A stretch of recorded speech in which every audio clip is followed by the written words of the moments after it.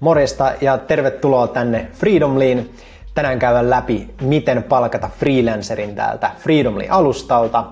Ja tosiaan vielä välikommenttina, jos olet kiireinen esimerkiksi tiimin vetäjä, ketä haluaa nopeasti parhaalla prosessilla löytää sopivan osaajan, niin kannattaa tutustua tähän Freedomly Pro-ominaisuuteen. Ja se tarkoittaa lyhyesti, että meiltä päin tulee sitten freelancer-asiantuntija kartoittaa sen teidän tarpeen ja etsiä siihen sopivan osaajan. Ja siinä ei tosiaan mitään erillistä velotusta ole. Mutta tänään käydään läpi, että miten sä pystyt itse täältä alustan kautta palkata freelancerin. Elikkäs tämähän on hyvin yksinkertaiseksi tehty. Kirjaudut tänne Freedomlyin ja sen jälkeen valitset tuosta Osta apua markkinapaikalta. Niin täältä aukeaa lyhyet ohjeistukset, miten homma toimii. Mutta käytännössä sulla on 2 tapaa lähteä liikkeelle. Eli jos sulla on todella selkeä ajatus siitä, että minkälaista osaajaa olet etsimässä ja haluat päästä mahdollisimman tehokkaasti eteenpäin, niin siinä tapauksessa helpoin tapa edetä on luoda työilmoitus. Eli tänne pystyy luoda työilmoituksen, mikä on ikään kuin vähän niin kuin työpaikkailmoitus. Eli siitä lähtee ilmoitus sitten Freedomlista löytyville sopiville osaajille, ja he pystyvät sitten, jos on kiinnostuneet tästä tehtävästä, niin lähettää yhteydenottoja ja hakemuksia sulle päin. Eli silloin saat helposti ne henkilöt tavoitettua, ketkä on kiinnostuneita tehtävästä. Ei tosiaan tarvii huolehtia tässä vaiheessa, että tulisi satoja hakemuksia, vaan me pyritään aina ohjaamaan ne sopivimmat osaajat, lähettää sulle yhteydenottoja, et hukkuisi niihin kuitenkaan. Sitten taas toinen vaihtoehto, jos haluat mieluummin rauhassa tutustua, minkälaisia osaajia Freedomlista löytyy, niin sä voit täältä markkinapaikalta käydä vähän niin kuin selailisit verkkokauppaan ihan kategoriatasalla katsomassa, että minkälaisia osaajia löytyy. Sä voit täältä käyttää itse hakusanaa tai justiin valita näitä kategorioita ja sen mukaan sitten olla yhteydessä sopiviin henkilöihin.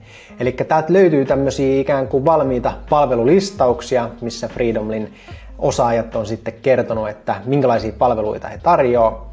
Mutta tässä on hyvä ottaa huomioon, että sen ei tarvitse olla se palvelu, mitä sä oot juuri ostamassa, vaan sun täytyy ikään kuin vaan löytää sopivan oloinen osaaja, kello on niitä taitoja, mitä sä oot etsimässä.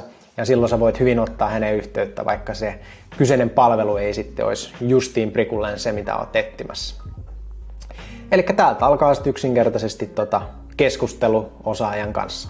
Ja sen voi tosiaan aloittaa ihan huolettaa, että pääsette sitten siinä vaiheessa vielä sopii tarkemmin sen työn kokonaisuudesta ja tutustumaan.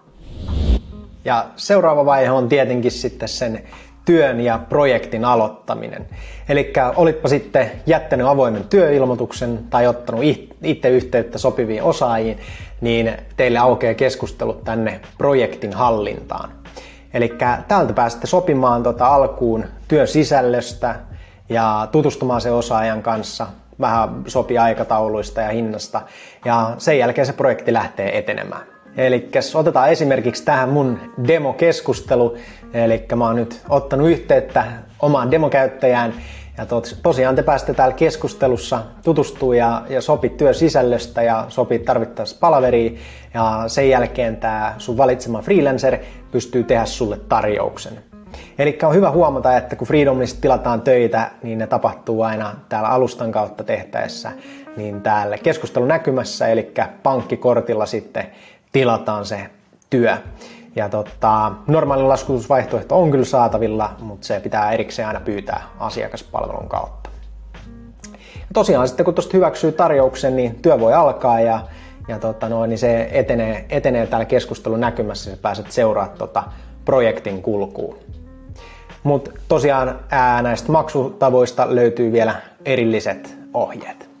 Hei, siinä kaikki tällä erää. Toivottavasti päästä näillä ohjeilla kätevästi liikkeelle.